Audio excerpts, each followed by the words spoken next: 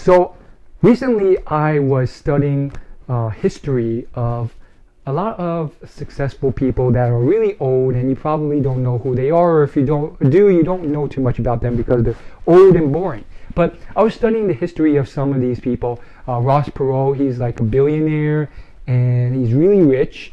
And then there's this other guy, Warren Buffett, and then there's these founding fathers of America, Thomas Jefferson, Ben Franklin, Alexander Hamilton, and then all these people. And I really discovered something really interesting.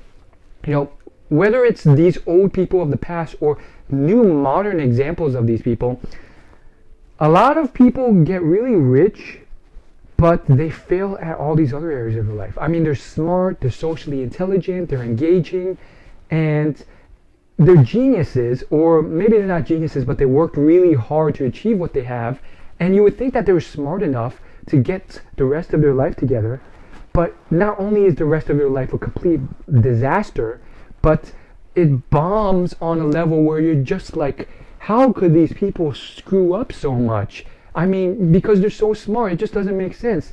And I realized, and here's the big lesson for you, I want to share this with you. I realized that life is about balance. Like, you can't just be really rich, but really unhealthy. Or here's the big one. You can't just be really rich, but all your relationships with your friends, with your loved ones, are horrible. An example would be Alexander Hamilton. Now, there's a recent Broadway hit by him, which is just incredible. I recommend it. Basically, they tell his life story through hip-hop rap, and it's just been blowing up. But with Hamilton's life, he was just like a genius from birth, doing all these crazy, amazing things, and yet his love life was complete disaster. He had all these affairs, he was cheating on these people, and it cost him his whole reputation. And on top of that, he was blackmailed by one of the husbands of the wives of the people he cheated with, and he was pretty much told, you're going to mail me a lot of money monthly, or I'm going to tell the world that you're a cheater. And he did. He fell for it, or he got trapped into this blackmailing scheme, and he literally sent all this money every month anonymously to this guy, so this guy wouldn't reveal to the world that he cheated on his wife. And so he lost all this money, and there's all this crap going on, and this stuff happens. Ross Perot is another great example. He was a billionaire and all this stuff, but during his dying years, he reflected on his life, and he wrote, again, you can read this in the book by Martin Fritzen, How to Be a Billionaire. He reflected on his life, and he says, it wasn't worth the time I lost with my family, my children, my wife, all the arguments I had, and the divorces. And there's many successful, I say that in quotes, there's many wealthy people, very, very rich people, who had horrible relationships.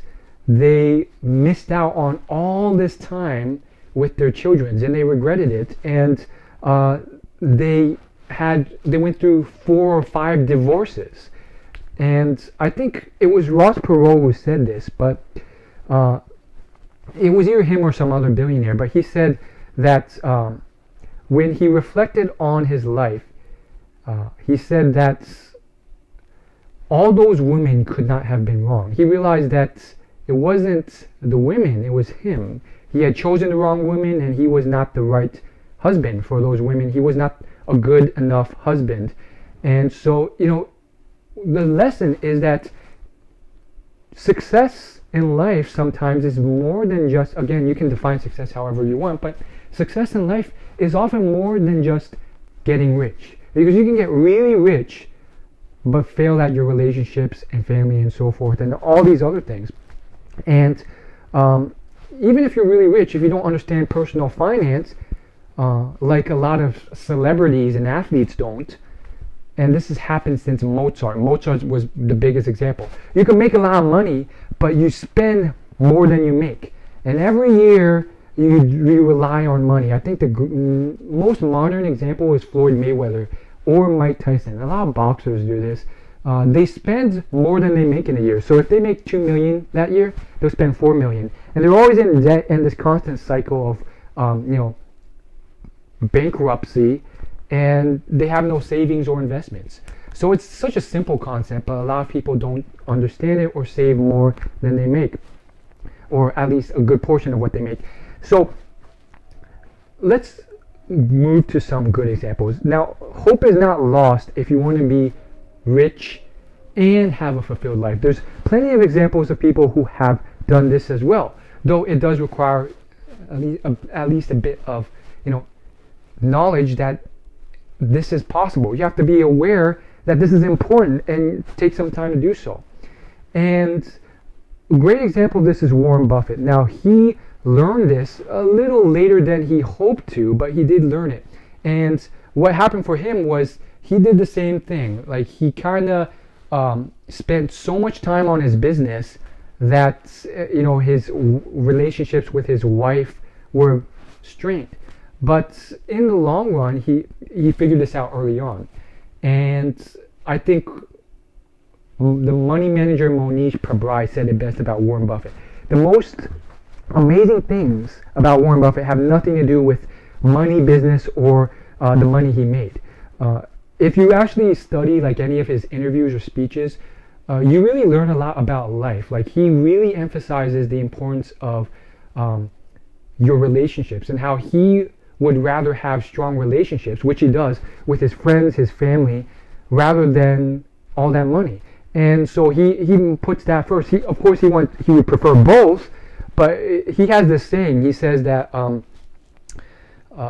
I know a lot of people who are really rich, but when they die, no one will really care about them. They'll only be at his funeral to collect money from him.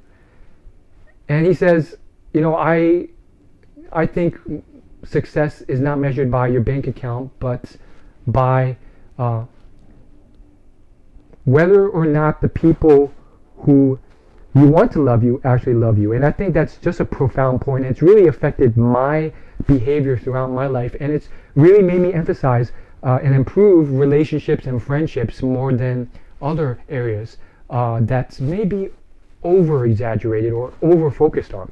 And of course, I mean, this is really common sense, but again, you can see through these billionaires that it's not often common practice, which is, and there has to be a set point where enough is enough. Sure, you can still earn more money, but really, if you made $1 billion, should you really choose to sacrifice, needless hours at work, and sacrifice that time away from your children when you've already made $1 billion? Like, come on, there has to be some threshold. It seems common sense, but it's not common practice. Like, sure, greed and money and the love of the business takes over, but there has to be a point where enough is enough, and you start spending more time developing your relationships. Maybe it's probably should be far before $1 billion. In fact, if you look at the statistical studies of happiness as it correlates to money, they did this on a global scale. The studies found that there hits a point where the correlation between happiness and how much money you make, the bang for your buck, I mean, there is a positive correlation, but the bang for your buck depletes drastically. And it's a modest, the income level for where this depletion happens is at a modest first world middle class income. So as of this recording, that's about $50,000 to $60,000 per year, which is not even six figures. So that's, I think, is really